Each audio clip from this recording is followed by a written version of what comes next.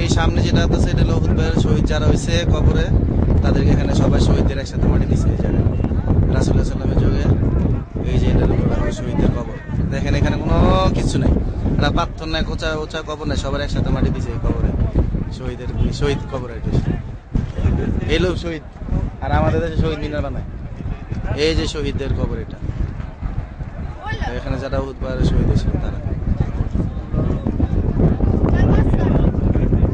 সবারই একসাথে, বুঝছেন নি সাদি, এখানে সবার আছে না, এখানে সবার এক লাগাই না, এখানে আপনার ই সহকারে মাটি দিছে, রক্ত শক্ত সহকারে,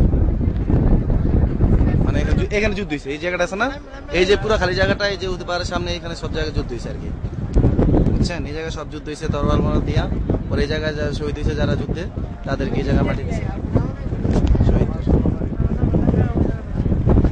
এখানে জুম করে নিতেছে।